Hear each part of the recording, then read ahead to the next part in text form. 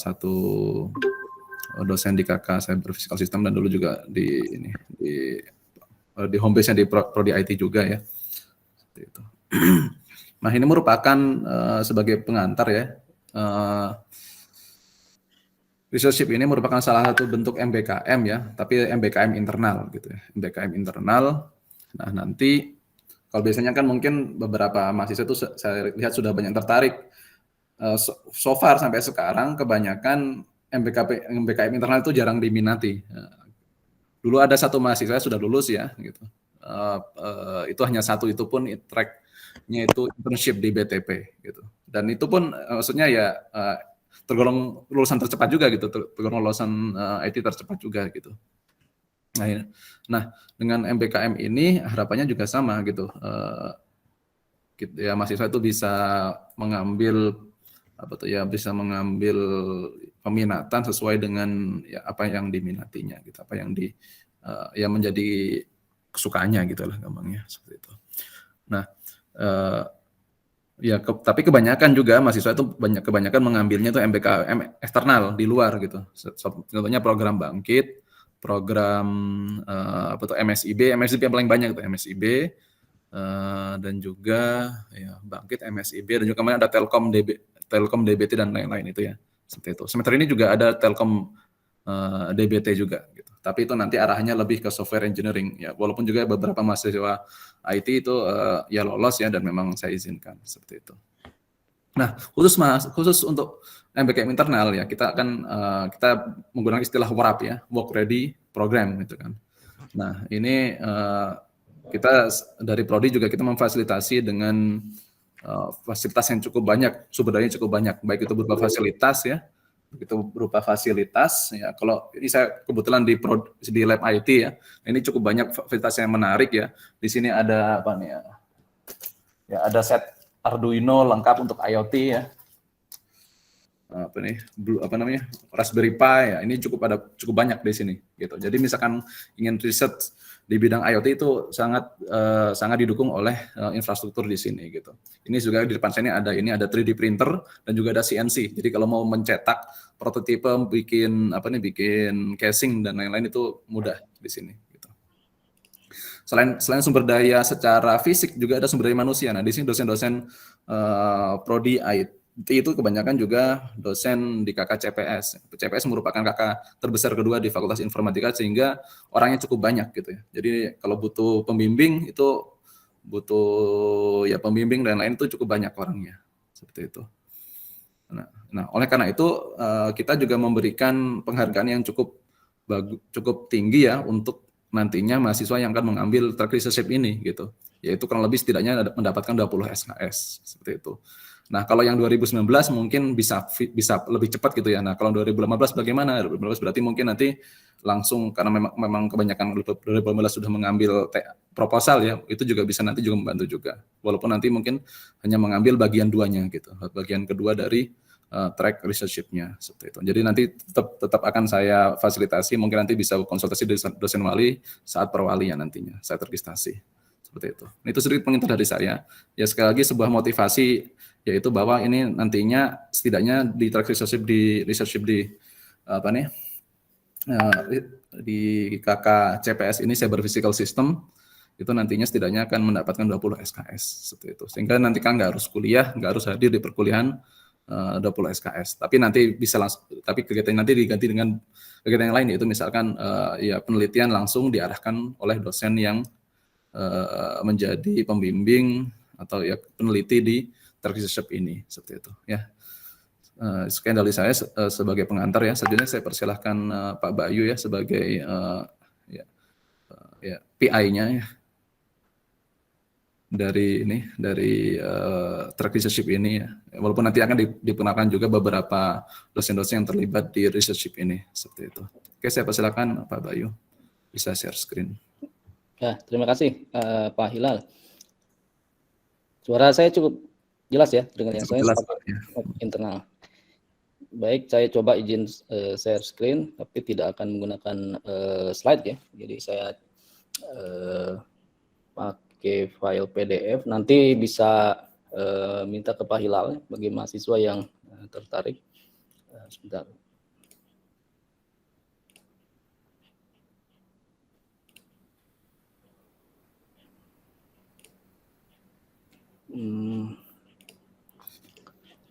Masih, bentar Pak, ini masih terprotek. Nggak bisa share. Ya. Oke. Google Chrome. Oh, kemarin baru bisa di Zoom.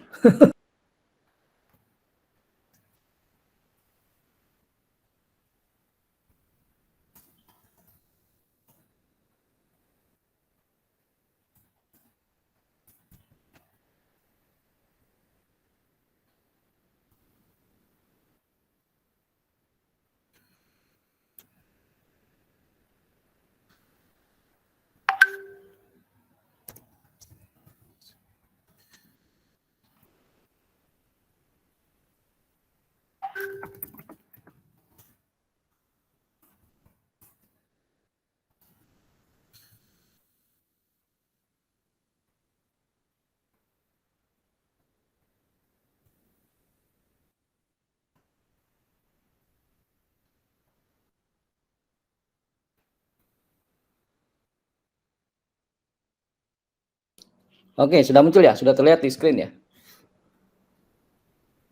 Sudah, Pak. Oke. Baik, terima kasih Pak Dr. Hila. Assalamualaikum warahmatullahi wabarakatuh. Selamat pagi. Jadi saya di sini mewakili Bu Niken sebagai Ketua KK CPS dan juga Bu Vera sebagai koordinator di Lab Foresti. Nah, saya sendiri sebenarnya diberi kewenangan untuk melakukan koordinasi atau administrasi ya di lab IoT. Jadi Bu Vera di lab security dan saya di lab IoT. Nah, untuk program RAP ini saya rasa sudah tidak asing bagi Anda karena sebelumnya memang sudah banyak yang melakukan pengambilan MBKM ya, kalau di internal itu RAP. Ya. Nah, sebelumnya tadi sudah dijelaskan oleh Pak Hilal bahwa ada beberapa skema MBKM yang dapat diambil oleh mahasiswa IT khususnya di sini. Nah, ini sebenarnya nanti akan diajukan juga untuk mahasiswa IF, S1 IF. Mungkin untuk sementara di S1 IT dulu karena kurikulumnya yang mendekati apa istilahnya kompetensi di bidang cyber physical system dan IoT itu untuk sementara ada di prodi IT ya. Nah, oke, saya tidak akan lama di pengantar tentang cyber physical systemnya. Oke, nah MBKM ini salah satu tujuannya adalah nanti memberikan pengalaman Anda untuk melakukan atau membantu penelitian dosen yang ada di lab. Ya. Ini merupakan salah satu atau untuk mencapai salah satu profil lulusan mahasiswa ya Pak Hilal ya, kalau tidak salah yang ketiga ya Pak Hilal ya, di profilnya itu salah satu di bidang akademik atau penelitian ya, jadi punya kompetensi di bidang akademik atau penelitian. Nah, sebelumnya sebenarnya sudah ada beberapa kegiatan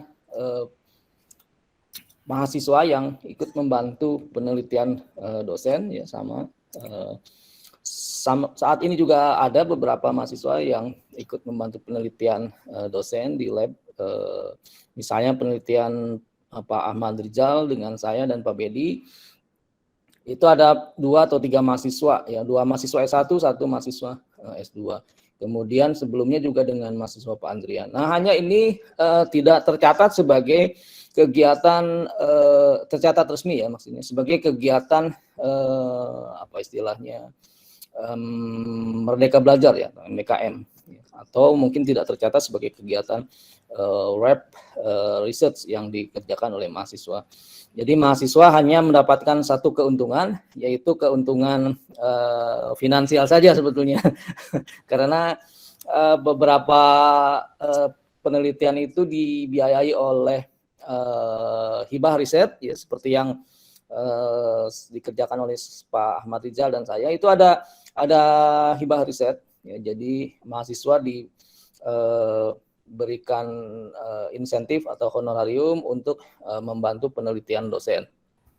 Tapi hanya sebatas itu. Untuk SKS atau bukan SKS ya, effort atau kegiatan tersebut tidak bisa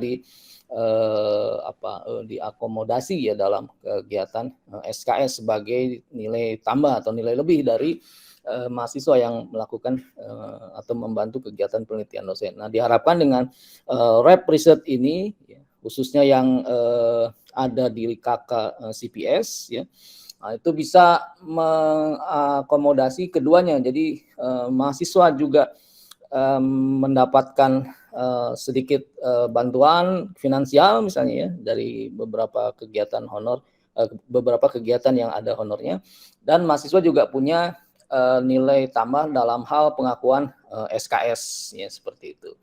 Nah, tapi untuk nilai tambah finansial itu tidak semua kegiatan penelitian dibiayai oleh hibah riset ya.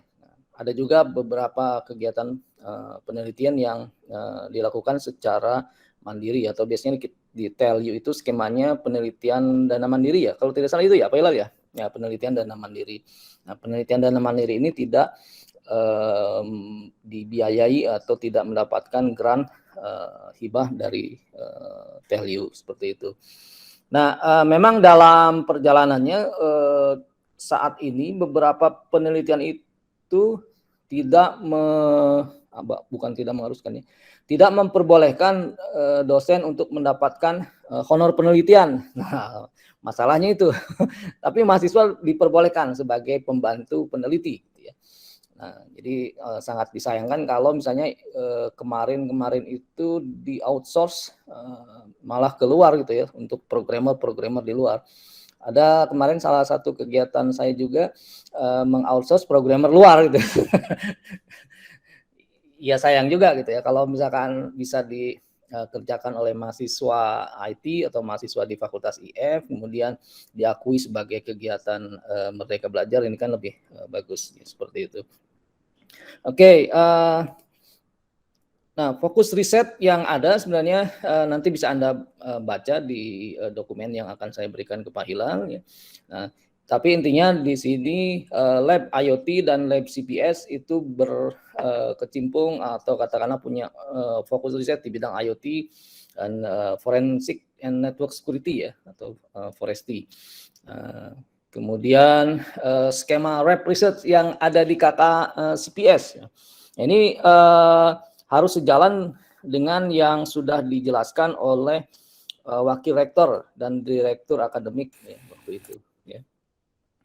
Jadi kalau Anda lihat dari blok diagram ini, ya, untuk menyelesaikan atau untuk mengambil mata kuliah MBKM internal atau work ready program atau RAP researchship yang ada di KK CPS ini, ya, Anda harus sudah menyelesaikan seluruh mata kuliah wajib. Ya, sekarang itu semester 5 atau semester 6 ya, Pak Hilal? Untuk penyelesaian mata kuliah wajibnya. Sampai semester 7 pun masih ada, tapi itu ya tingkat 4 ya. Kalau tingkat 4 memang bahasa Inggris aja gitu, bahasa Inggris. Oh, yang bukan, semester 5 pun udah habis gitu sebenarnya. Ya, yang bukan MK wajib prodi ya, tapi universitas ya kalau itu ya. Ya. Oke. Ya. Jadi Anda nanti kalau sudah 10 SKS dan memang berencana untuk mengambil TA, nah ada opsi untuk mengerjakan jalur TA. Kalau bicara TA ini sekuensial ya, jadi dari mata kuliah pilihan yang mendukung, kemudian nanti ada kuliah proposal, dan nanti ada mata kuliah tugas akhirnya sendiri. Nah, saat ini tahapan yang sedang kita lakukan atau yang sedang Anda lakukan di sini yaitu pra-RAP ya, jadi sosialisasi, registrasi, kemudian nanti ada registrasi mata kuliah ya khusus. Nah, untuk registrasi perwaliannya nanti akan dilakukan prodi ya Pak Hilal ya, seperti mata kuliah, seperti kegiatan RAP yang MBKM yang sebelumnya ya, atau bagaimana nanti? Ya, nanti akan kita data.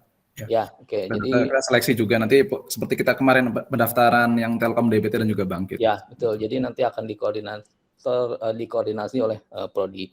Oke. Nah, kalau misalnya nanti Anda terpilih untuk mengikuti RAP riset ini, ya.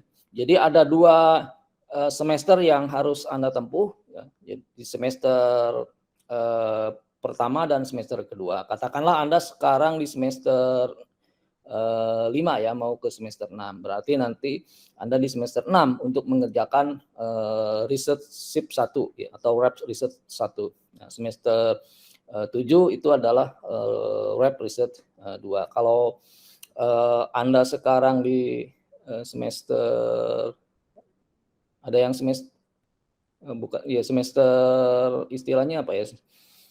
Yang fast track ya, Pak Hilal ya? Atau Track, apa? ya, fast track. Ya, Jadi fast rencananya track. lulus 7 semester. Ya, betul. Lulus 7 semester, 3,5 tahun. 7 semester. Gitu. Nah, berarti ini nanti Anda bisa mengambil 3,5 tahun seperti itu. Ya. Nah, hanya ada penghususan di sini. Kemarin sudah diskusi juga dengan Pak Hilal bahwa untuk mengambil track research SIP ini tidak boleh ada mata kuliah yang mengulang ya, Pak Hilal ya. Karena nanti ada beberapa mata kuliah yang akan ditunda, dipospon di Iya, betul. semester berikutnya. Nah, seperti itu ya.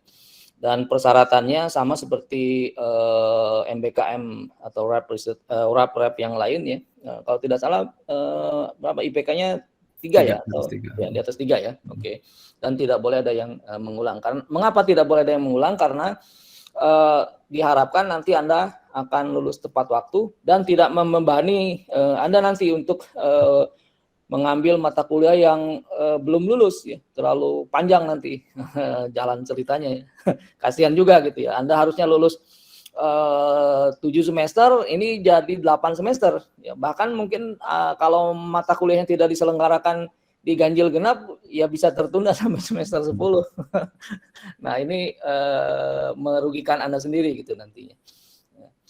Itu yang pertama di RAP Research 1 ya. Nah, total SKS yang nanti akan diekivalensi atau di ya istilahnya earn kreditnya ya, atau kreditnya SKS yang Anda peroleh nanti bisa sekitar 8 SKS ya. Nah, 8 SKS ini nanti akan terbagi menjadi 3 aktivitas utama. Ya.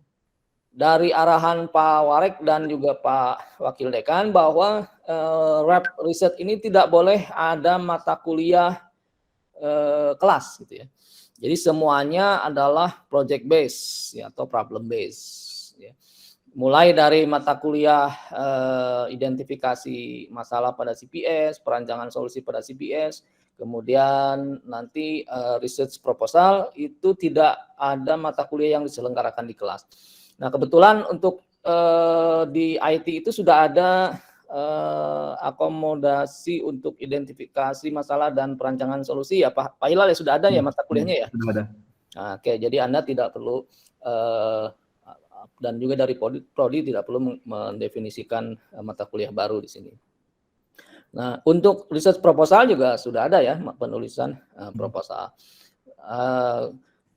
Kalau misalnya nanti Anda menyelesaikan RAP Research SIP 1, ya, Anda bisa melanjutkan ya, atau diperbolehkan melanjutkan di semester berikutnya di RAP Research 2. Kalau diselenggarakan di semester ganjil, berarti nanti RAP Research 2-nya di semester genap. Kalau misalnya RAP Research 2-nya di semester genap, ya di semester 6, berarti Anda nanti bisa menyelesaikan RAP Research 2-nya di semester 7, misalnya seperti itu.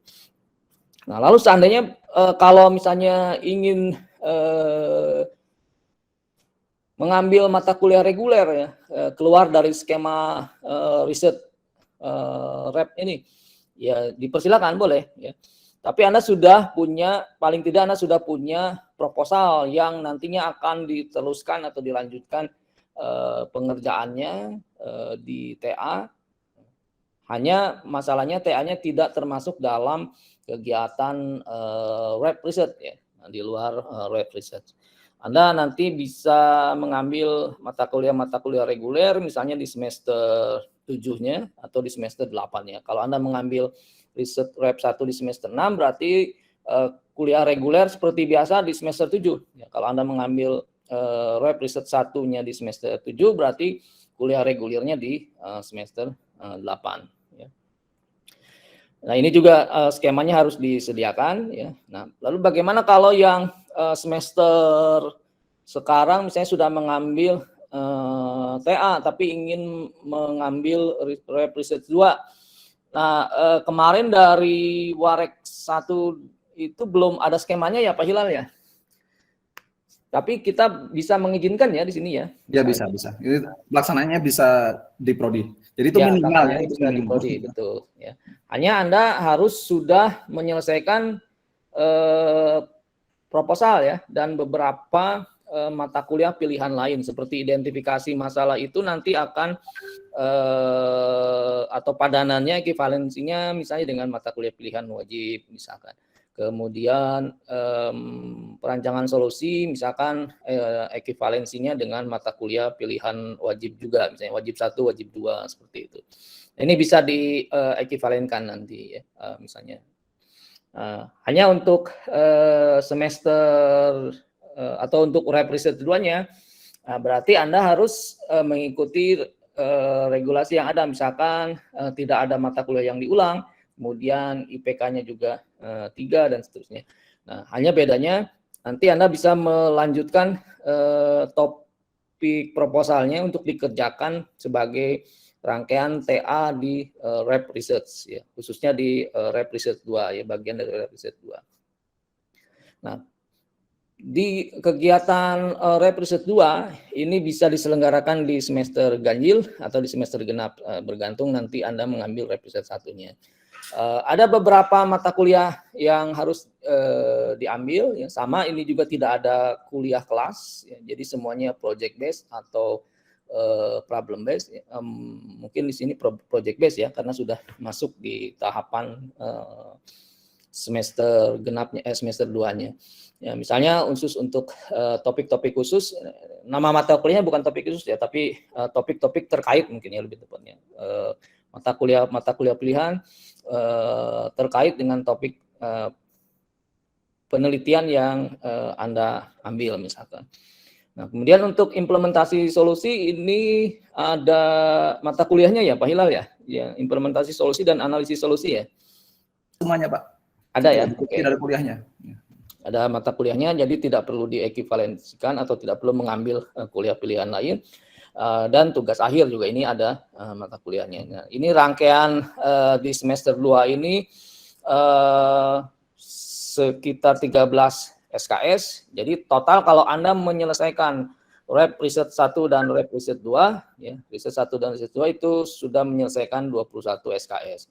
Nah, sehingga nanti di semester genapnya atau semester ganjilnya atau semester genap ya misalkan Anda bisa langsung seminar, sidang TA ya. Kemudian nanti juga ada beberapa syarat misalkan untuk syarat luaran misalnya ya, apakah akan buku TA atau mungkin nanti akan seminar conference ya maksud saya, atau lewat publikasi. Nah, ini juga dimungkinkan. Nah, ini skema untuk ya diagram skema untuk pelaksanaan Rep Riset ya.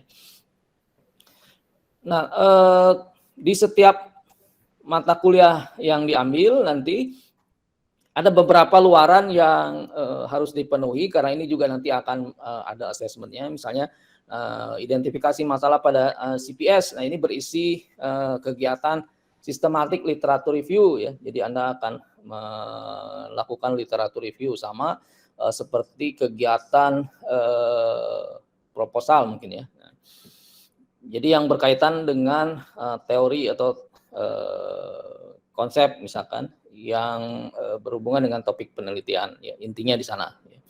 Nah, ini selama 1 semester, jadi terbimbing. Kuliah ini terbimbing oleh calon dosen pembimbing atau mungkin nanti dosen di lab. Nah, perancangan solusi pada CPS juga ini nanti akan menjadi satu mata kuliah khusus ya, akan diekuivalensikan mungkin nanti dengan MK pilihan wajib 2. Nah, subjek ini berkaitan dengan ya namanya juga perancangan solusi ya. Nah, dengan pengembangan atau desain ya, desain atau mungkin metodologinya berkait dengan metodologi desain ya seperti itu. Luarannya berupa blueprint atau dokumen desain ya dan metodologi. Nah, ini nanti akan dibimbing oleh calon dosen pembimbing TA-nya atau mungkin nanti di dosen pembimbing di lab. Ya. Nah, dengan mengambil 2 mata kuliah atau track mata kuliah ini, ya, diharapkan nanti Anda punya luaran umum untuk lab research 1, ya, yaitu proposal riset, ya, proposal atau proposal TA, ya, atau mungkin nanti bisa diteruskan menjadi proposal hibah penelitian. Ini bergantung dari dosennya nanti. Ya. Nah, tentu kalau misalnya menjadi proposal TA, Anda harus seminar ya seperti itu. Nah, seminar proposal TA sama seperti yang lain, hanya mungkin pelaksanaannya yang berbeda. Dan yang kedua, luaran umumnya Anda juga nanti akan punya kompetensi sama seperti ketika mengambil mata kuliah reguler. Ya. Jadi penguasaan metode atau topik-topik terkait dengan penelitian, tapi kompetensinya lebih khusus di sini. Misalkan yang tadinya hanya mendapatkan fuzzy logic ya, secara umum atau hanya sekilas, gitu ya. Di sini nanti bisa diperdalam. Ya, seperti apa fuzzy logic 1, fuzzy logic 2, kemudian bagaimana misalnya data-data time series tadi bisa kita olah dengan fuzzy logic time series dan sebagainya. Nah, ini salah satu contoh kompetensi khusus ya yang bisa Anda dapatkan ya, dari kegiatan lab riset 1 ya, yaitu dari mata kuliah identifikasi masalah pada CPS dan perancangan solusi pada CPS. Nah, sekarang kita lanjut di lab riset 2, yaitu topik khusus pada CPS. Ini berkaitan dengan mata kuliah pilihan ya yang bisa Anda ambil. Misalkan kalau nanti topiknya berkaitan dengan misalnya di sini vehicle classification, mungkin nanti bisa mengambil atau disetarakan dengan data science misalkan ya, atau ya data science ya, apa sih mata kuliahnya, big data ya Pak Hilal ya, atau apa? Big data misalkan gitu ya, Anda bisa big data analytic for IoT Pak. Ya, big data for IoT. Karena di sini Anda mengambil track RAP, mungkin pelaksanaannya nanti akan dibedakan dengan kelas reguler ya, tapi mata kuliahnya bisa jadi sama seperti itu ya. Nah, hanya kelasnya mungkin misalnya kelas khusus misalkan ya, khusus dosennya nanti misalnya dengan saya misalkan atau dengan Bu Niken ya. Itu ada beberapa, itu masalah teknis nanti lah. Nah, kemudian implementasi solusi ya di sini Anda harus mulai membangun aplikasi ya.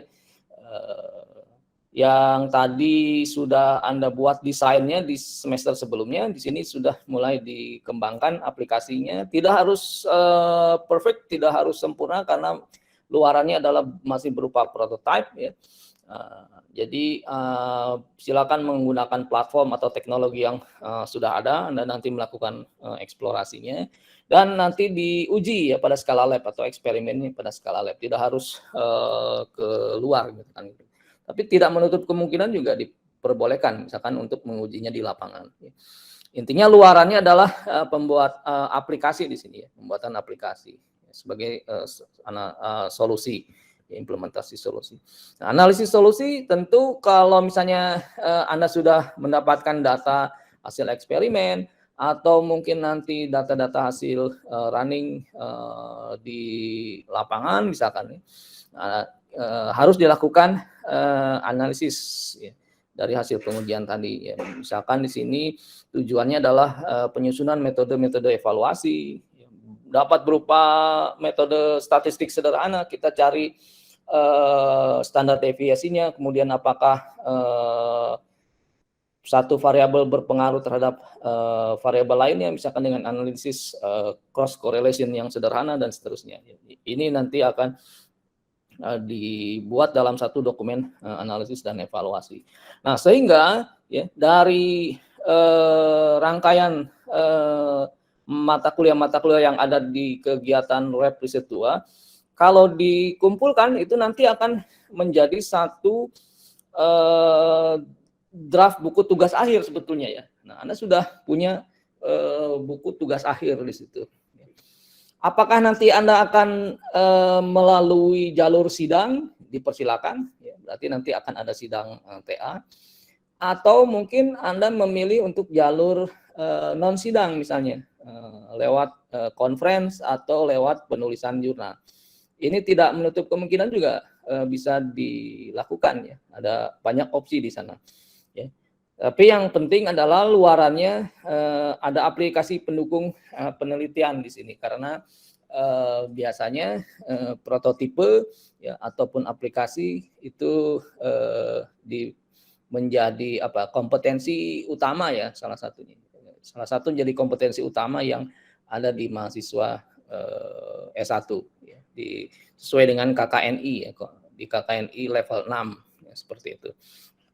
Nah, ini beberapa luaran yang dapat Anda ambil ya. Apakah track? Kalau misalnya lewat publikasi ya Anda tidak perlu sidang ya. Nanti buku tugas akhirnya dari dokumen atau draft publikasi. Tapi kalau Anda ingin memilih jalur sidang ya harus membuat buku tugas akhir. Tapi tidak harus membuat draft publikasi. Ini A dan C itu opsi ya.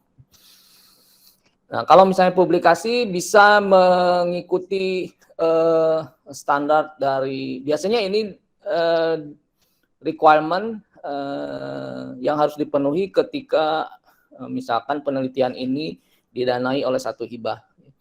Beberapa hibah mensyaratkan jurnal nasional misalnya dengan level Sinta 2 sudah cukup atau 3 dan 4 ya. Atau misalnya diganti dengan dokumen HKI ya, bisa dengan dokumen HKI ya. Atau mungkin dengan conference boleh ya. Nah, ini nanti bergantung dari kesepakatan dengan dosen pembimbingnya. Nah, biasanya kalau conference itu pelaksanaannya lebih ya kalau yang internal ya seperti ICT, ICODSA dan seterusnya itu tidak setiap bulan ada ya. Tapi kalau dengan draft publikasi lewat jurnal ilmiah itu bisa setiap bulan ada ya dengan di beberapa beberapa penerbit jurnal yang termasuk kategori Sinta 1 atau Sinta 2. Nah, ini bisa nanti didiskusikan dengan dosen pembimbingnya. Nah, ini kira-kira luaran riset 2. Nah, lalu topik apa saja yang ditawarkan di lab IoT dan lab forestry di semester ini? Nanti dokumennya juga akan saya berikan ke Pak Hilal. Ini bisa Anda baca, Anda perdalam nanti ya. Intinya topik pertama itu berkaitan dengan IoT, masih IoT di sini ya. Vehicle Classification and Load Estimation. Tapi kita gunakan di sini sensor seismik, ya, accelerometer. Nanti ditanam atau katakanlah disimpan di jalan ya seperti itu. Kompetensi yang diperlukan adalah tentu di sini mata kuliah aplikasi IoT ya kalau di IT itu.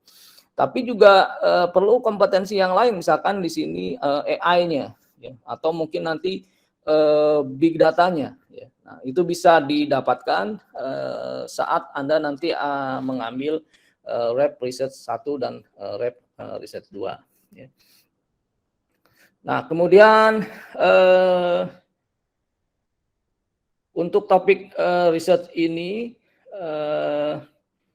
tujuannya mengembangkan perangkat dan aplikasi untuk mendeteksi dan mengklasifikasikan kendaraan yang melewati satu ruas jalan tertentu. Nah, kita bisa kembangkan juga misalnya untuk mengestimasi beban ruas jalan atau mungkin nanti bisa dihitung kecepatan kendaraannya dan sebagainya. Nah, karena yang kita gunakan di sini adalah berbasis sensor, bukan berbasis kamera. Mahasiswa yang terlibat di sini 2 orang nanti yang bisa mengerjakan topik ini. Nah, kemudian beberapa peralatan ini sudah dimiliki oleh Lab IoT dari dana hibah internal di tahun lalu. Nah, jadi Anda tidak perlu membeli peralatan lagi ya di sini. Jadi tinggal menggunakan. Nah, beberapa tahapan riset yang bisa dikerjakan misalnya mengikuti skema yang tadi sudah dijelaskan di awal ya. Oke. Nah, luaran dari Lab Riset 1 dari tema yang pertama tadi ya.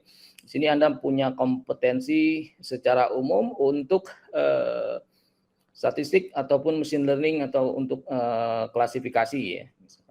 Dan membuat satu aplikasi IoT sederhana untuk mengolah sinyal berbasis IMU yang tadi. Nah, nanti kalau misalnya Anda berminat melanjutkan bisa di Lab Riset 2-nya ya. Nah, luarannya adalah berupa draft publikasi atau mungkin nanti buku tugas akhir dan aplikasi prototipe untuk sensor node dan juga nanti bisa sensor node misalnya mahasiswa yang pertama, nanti web application-nya oleh mahasiswa yang kedua ya. Karena ini semua tidak akan dikerjakan oleh satu mahasiswa ya, 2 mahasiswa. Nah, kemudian topik yang kedua ini sebenarnya topiknya Pak Andrian. Sini saya coba membantu topik yang sedang dikerjakan Pak Andrian menggunakan dana hibah unggulan ya kalau tidak salah, hibah unggulan Telkom University. Tujuannya adalah nanti membangun satu sistem autonomous indoor hydroponic menggunakan beberapa jenis sensor, tapi di sini kita akan melakukan sensor fusion ya dengan fuzzy logic dan nanti digabungkan dengan fuzzy logic controller ya untuk melakukan pengendalian atau pengendalian sistem nutrien secara otonom ya. Nah, bisa dilihat dari blok diagram yang ada di sini ya, nanti bisa Anda pelajari. Nah, apa yang dikendalikan? Yang pertama adalah growing LED ya. Grow LED itu adalah sistem pencahayaan artifisial yang digunakan untuk membantu mempercepat pertumbuhan tanaman. Ini juga harus diatur ya kalau dalam satu sistem indoor hidroponik karena tidak akan mendapatkan cahaya matahari secara kontinu. Kemudian nutrien atau nutrisi tanaman juga akan diatur ya. Ada beberapa hardware yang bisa digunakan, misalkan di sana kita gunakan discrete pump ya, atau biasanya disebut apa ya, kalau saya menyebutnya discrete pump. Jadi air atau fluida yang dikeluarkan itu tidak berbentuk kontinu seperti pompa-pompa air yang biasa, tapi misalnya hanya bisa mengeluarkan sekian cc per detik, sekian cc per menit. Nah, itu adalah bentuk-bentuk diskrit ya. Dan water pump. Nah, ini water pump untuk water pump biasa yang biasa dipakai di akuarium untuk menggantikan cairan yang sudah habis. Nah, sensor dan peralatan lainnya sudah ada di sini. Jenis sensor yang digunakan itu dari Miflora. Ya, di sini sudah ada 4 sensor secara integrated dalam satu device. Ya, Anda tidak perlu membeli lagi. Begitupun dengan microcontrollernya. Ya, jadi semua sudah disediakan. Anda tinggal melakukan eksplorasi untuk membantu penelitian Pak Andrian. Nah, diharapkan nanti karena ini adalah indoor ya, ada indoor platform yang biasa digunakan untuk hidroponik indoor ya. Semua nanti akan ditanam di indoor platform. Nah, karena ini adalah pembuatan prototipe ya dari device-nya, nanti bisa memanfaatkan fasilitas printer 3D ya, tadi yang sudah dijelaskan Pak Hilal ya, untuk membuat packaging-nya, kemasannya, sehingga bisa ditempelkan di platform indoor hidroponik ya, yang sudah ada. Gitu ya. Oke.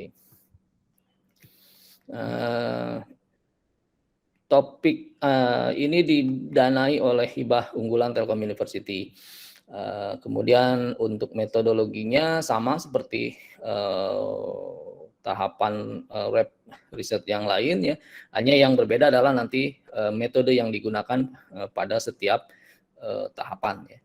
Karena ini menggunakan fuzzy logic controller, kemudian nanti ada sensor fusion berbasis fuzzy logic, dan ada estimasi pH, TDS berdasarkan nilai EC atau electronic conductivity yang lazim digunakan pada sistem indoor hidroponik. Oke, luarannya sama, ada proposal dan kompetensi, dan nanti di web riset 2-nya juga sama. Anda bisa memilih lewat jalur publikasi atau menggunakan atau exit plan-nya adalah dengan sidang tugas akhir. Ya. Hanya di sini aplikasi yang harus Anda buat ya, itu pertama adalah web-based application untuk indoor hidroponik, dan juga nanti ada ya, ini controllernya dan ada monitoringnya. Jadi ada 2 aplikasi yang bisa diintegrasikan. Nah, topik ketiga ini berkaitan dengan air quality index yang ada atau yang akan digunakan di public transportation system. Ya. Nah, ini kemarin sempat kita ajukan ke Jakarta Smart City ya, di Jakarta Smart City untuk diuji cobakan misalnya di busway ataupun di MRT misalkan seperti itu. Nah, sensor yang digunakan ini juga sudah kita punya ya. Jadi Anda tidak perlu lagi membeli sensornya, sudah ada yang terintegrasi TVOC atau Volatile Organic Compounds, dan estimated CO2 itu sudah dalam satu package ya. Hanya mungkin apakah diperlukan sensor gas yang lain, H2 atau mungkin CO2 mungkin CO seperti itu, bisa kita tentukan nanti pada saat penelitian sedang berjalan. Nah, untuk topik 3 ini juga sebenarnya sedang kita sudah dapat hibahnya, Pak Hilal ini sudah ada hibahnya, tapi karena kemarin tidak ada mahasiswa yang mengambil, jadi terpaksa dikerjakan oleh saya dan Pak Andrian. Nah, tapi ini karena mungkin skemanya 1 tahun, nah bisa Anda kerjakan juga nanti ya, untuk mengaplikasikannya di transportasi umum. Ya. Oke, topik yang keempat, ya, ini yang terakhir. Ini payung besarnya sebenarnya dari penelitian S3, S2, dan S1 ya. Hanya kemarin yang sudah mengambil itu mahasiswa S2 Cyber Security, ini mahasiswanya Bu Vera. Sekarang sedang berjalan. Nah, untuk di level mahasiswa S1 nanti Anda akan membuat prototipe aplikasi sederhana ya, untuk melakukan sinkronisasi clock ya, antar node. Ya.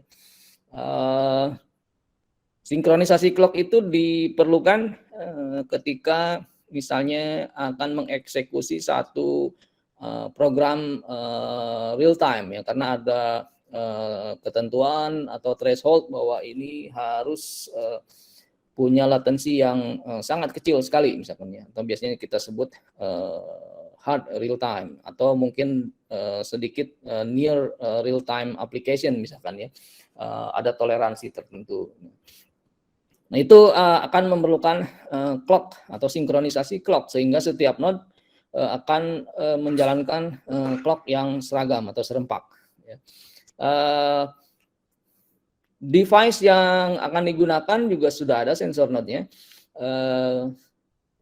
GPS kita bisa gunakan di salah satu node. Tujuannya adalah untuk melakukan atau mengambil PPS-nya ya,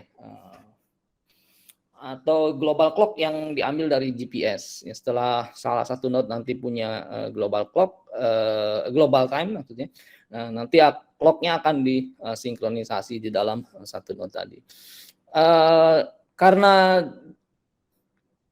ini berkaitan dengan sinkronisasi clock di jaringan terbuka, tentu nanti akan ada masalah di sistem security. Ya. Attack itu juga nanti akan memungkinkan ya terjadi, sehingga perlu satu sistem identifikasi ada tidaknya attack di sini. Nah, jadi untuk mahasiswa S1 ini, ya, Anda nanti akan mengembangkan sinkronisasi clock ya yang pertama.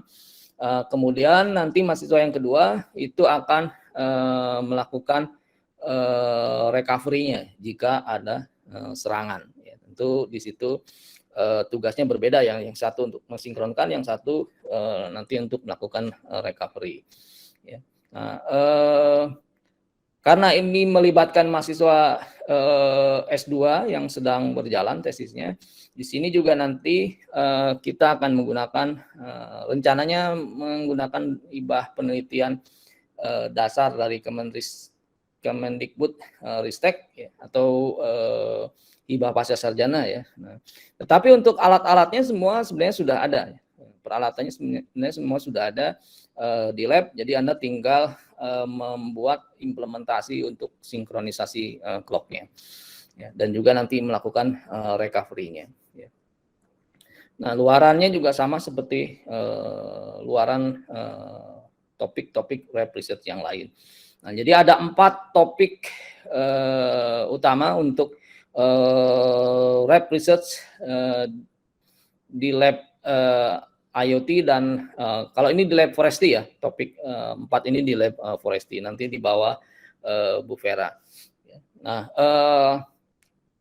untuk peralatan lab tidak perlu dikhawatirkan karena semuanya sudah ada, Anda tinggal running nanti, ya. Kemudian skema-skema atau mungkin eksperimennya juga bisa dilakukan di lab, atau kalau misalkan untuk yang berkaitan dengan air quality system tadi, ya, kalau memungkinkan nanti bisa dilakukan eksperimen lapangan, misalnya di Jakarta Smart City ya, yang mungkin di busway atau di MRT yang nantinya akan bekerja sama dengan Jakarta Smart City, karena kemarin sudah tertarik ya, ada yang tertarik di topik ini.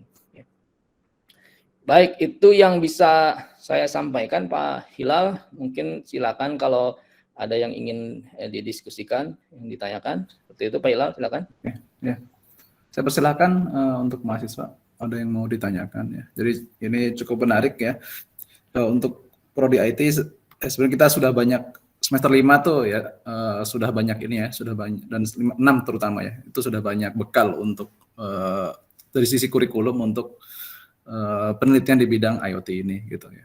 Dan di sisi lain juga kita baik itu dosen-dosen itu banyak mendapatkan hibah, sehingga untuk keperluan alat, ya, komponen sensor dan sebagainya tuh sudah tidak perlu dikhawatirkan lagi gitu. Seperti itu. Oke, saya persilakan untuk yang mahasiswa untuk yang mau ditanyakan ya.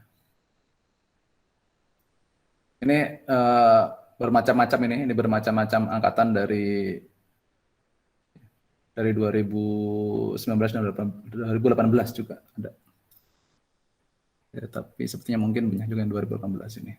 Oke, saya persilakan untuk mahasiswa yang ditanyakan.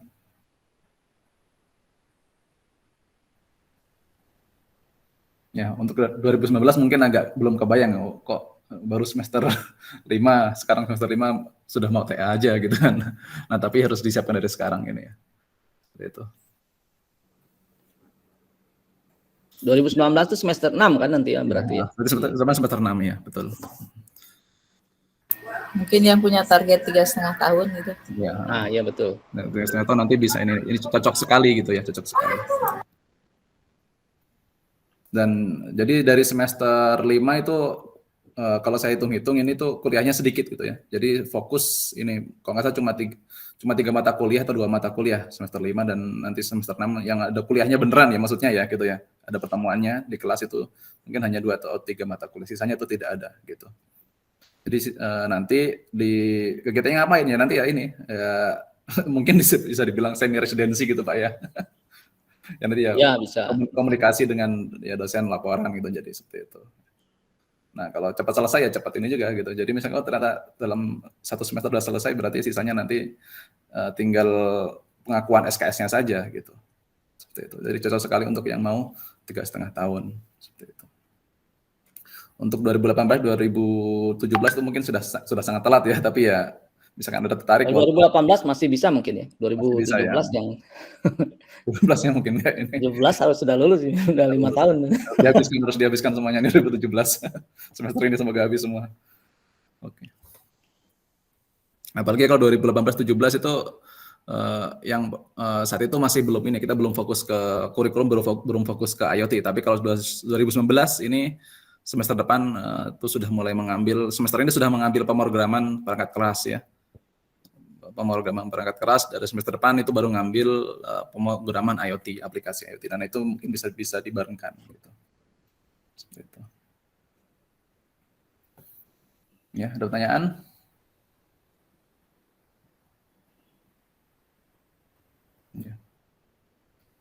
Ini kebetulan ada beberapa dosen dari tim juga, dari kakak CPS ya, selain dari Pak Bayu, ada Pak Adrian ya.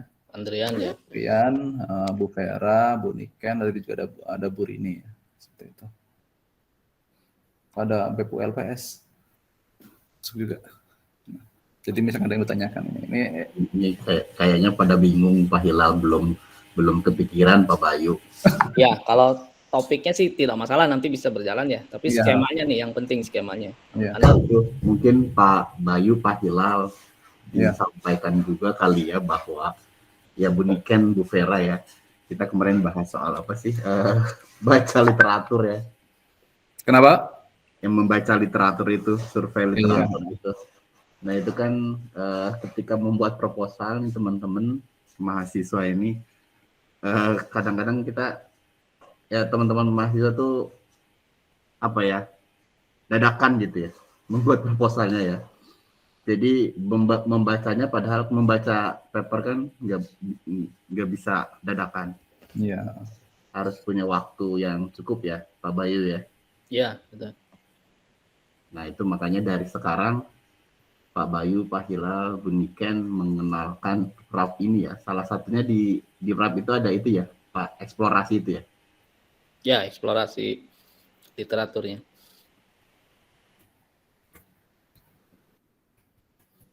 Dari sisi saya ya, nanti satu semester Anda sudah tidak lagi apa istilahnya gelagapan gitu ya, mendadak gitu tadi seperti yang bilang Pak Andrian.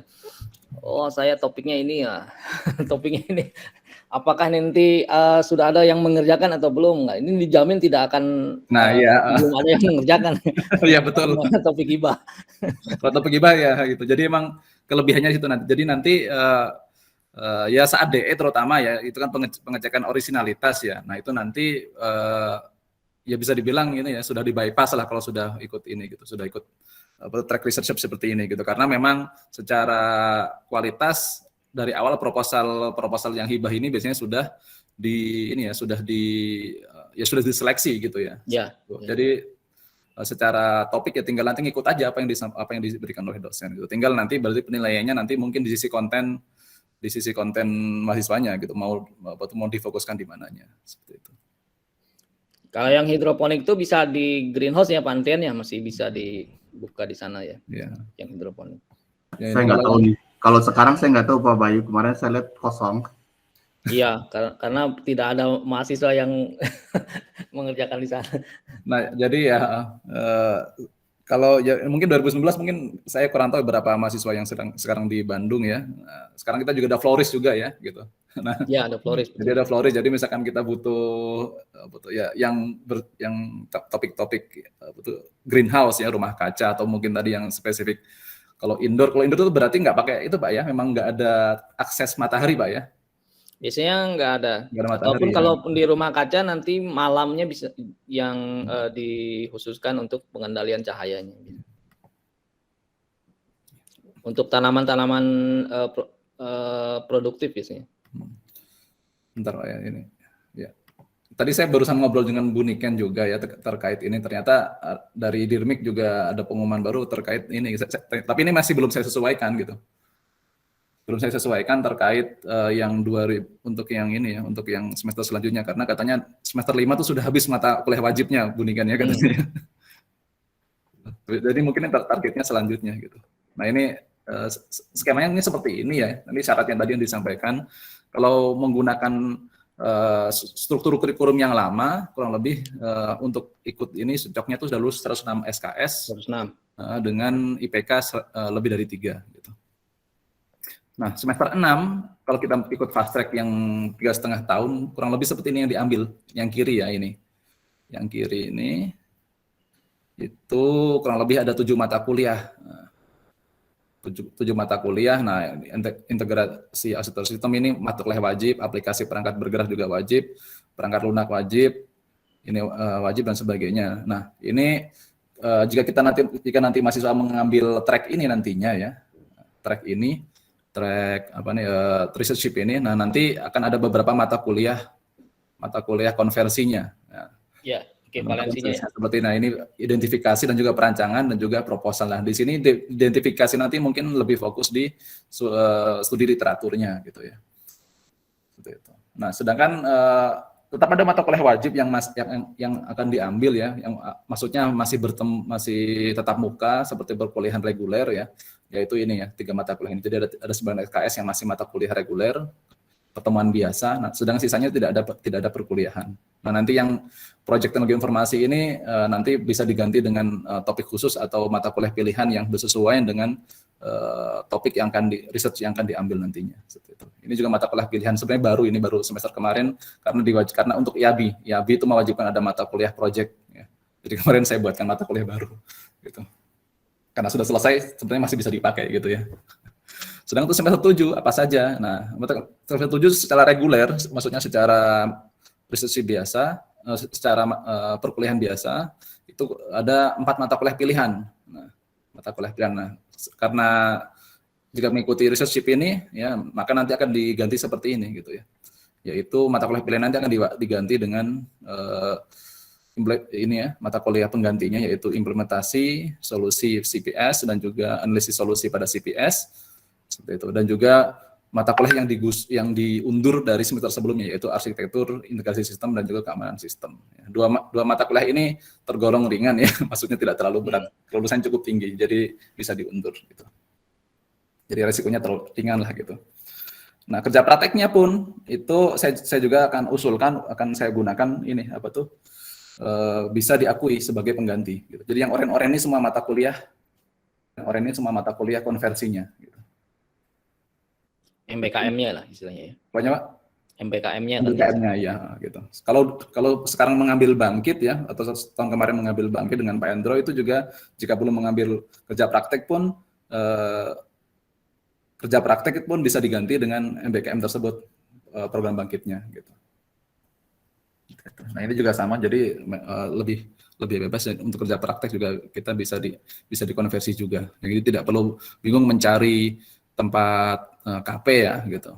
Nah, nanti bisa diambil juga learning outcome-nya dari sini, dari track researchship ini, seperti itu. Sehingga totalnya mungkin bisa jadi 23 SKS atau lebih nanti. 20 SKS lebih lah seperti itu. Yang nanti bisa dapat oleh mahasiswa ya. Dan terutama yang tidak kalah penting yaitu 2 ini ya. Penulisan proposal dan juga tugas akhir, karena memang biasanya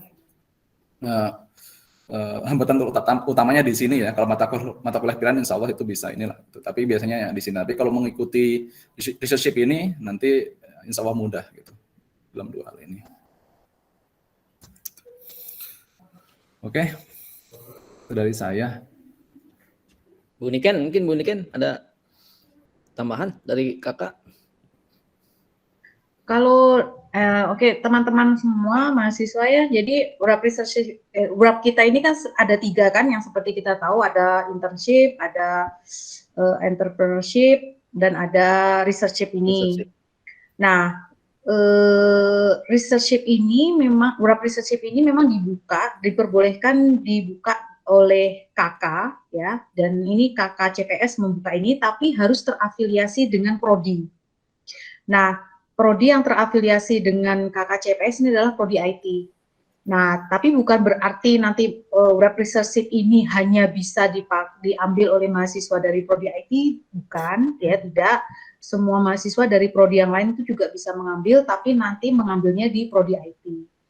Nah, URAP researchship ini memang dimaksudkan bagi teman-teman yang mau mengambil jalur fokus ke penelitian gitu ya, fokus ke penelitian yang nanti proposal TA itu sudah dikemas langsung di sini kan, itu juga konsep yang di internship dan juga di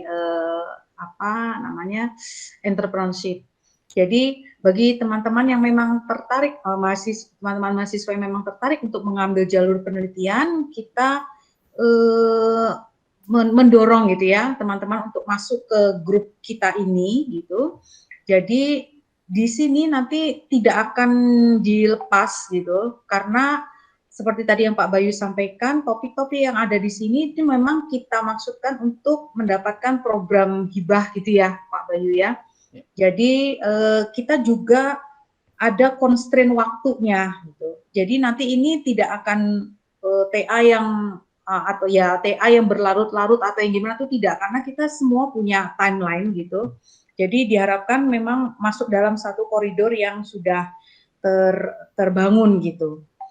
Dan kita semua ada di sini. Jadi ini kesempatan yang baik buat teman-teman semua untuk mengambil topik-topik ini gitu ya.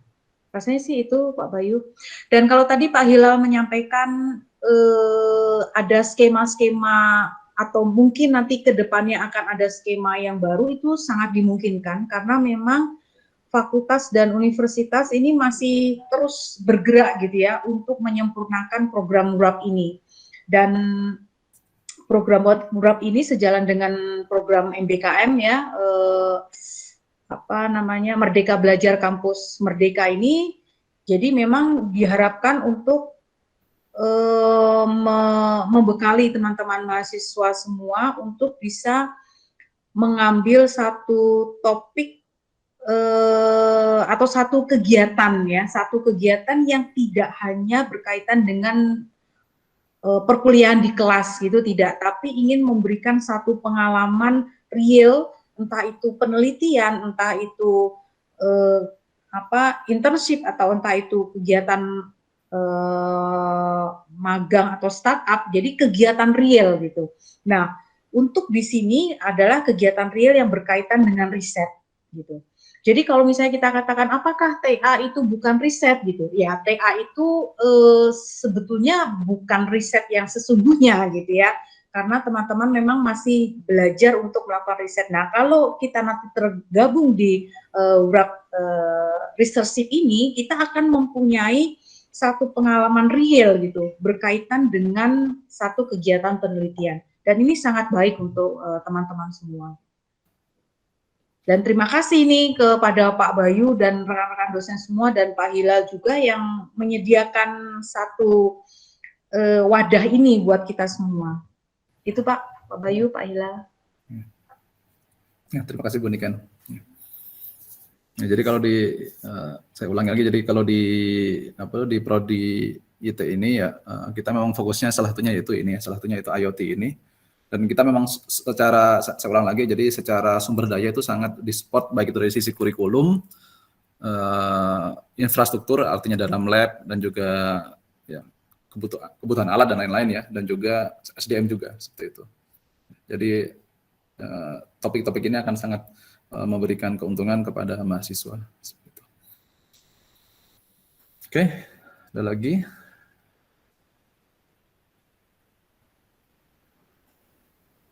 Ya kalau nggak ada ini saya rekam ya. Jadi nanti ini akan saya upload ke YouTube-nya Prodi ya, sehingga nanti mahasiswa yang berhalangan nanti bisa ikuti ini. Gitu. Dan nanti untuk apa nih? Untuk registrasi untuk misalkan tertarik ini nanti akan kita umumkan ya. Nanti juga ada bisa didiskusikan dengan dosen wali ya terkait hal ini gitu. Karena memang tadi kan ada syarat di atas 106 SKS gitu misalkan, itu 100 SKS gitu misalnya. Nanti bagaimana jika saya lebih SKS-nya gitu? Ya nggak apa-apa gitu. Nanti itu bisa didiskusikan dengan dosen wali. Seperti itu. Pak Hilal, boleh Ya. nanya? Ya silakan. Kalau yang konversi SKS tadi bisa ini. Ya. Oh iya, ntar ya.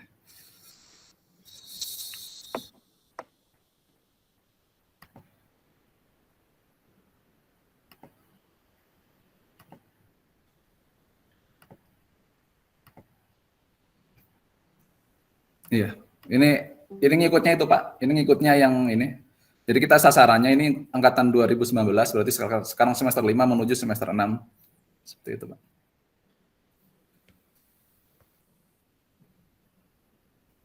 Ya, ini konversinya ini per semesternya, ini semester 6, ini semester 7.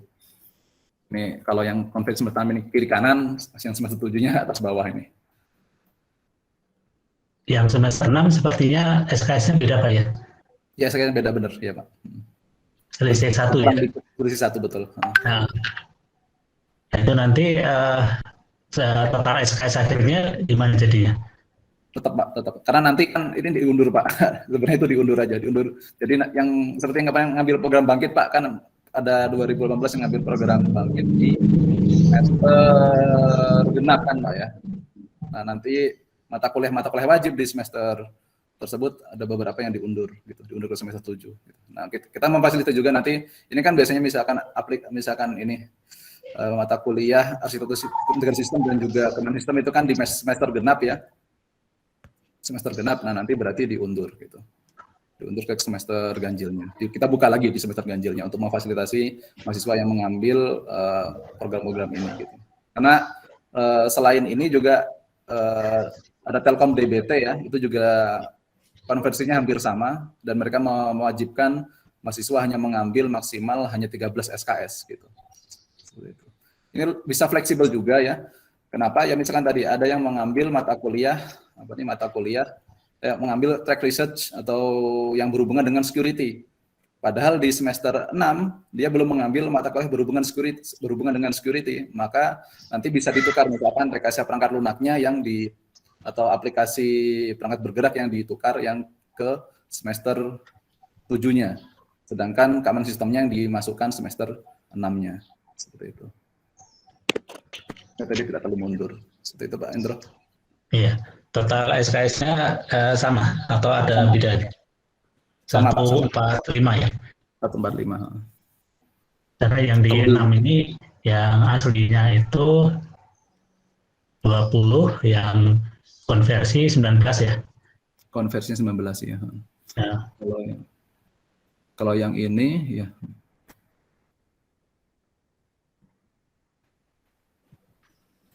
Kalau yang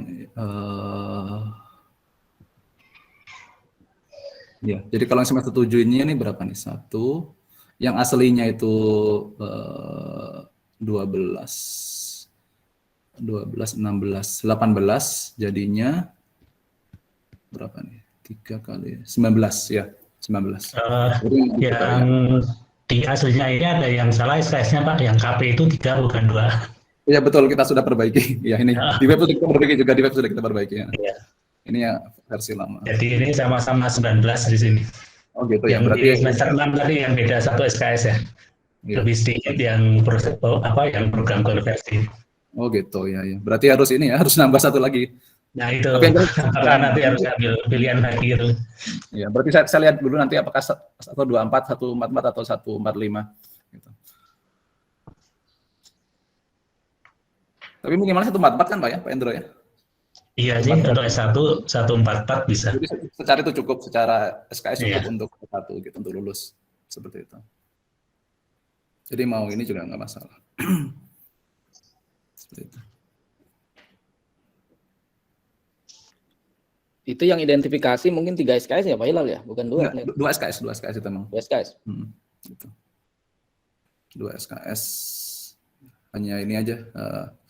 Sisanya tuh 3 SKS. Ya, ini kan ini ada macam-macamnya kalau di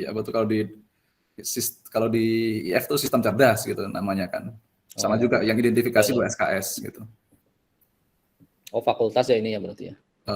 Enggak, kakak ini. Kakak. Ya, ada lagi tambahan lagi dari yang lain? Pak Hilal. Ya, ini.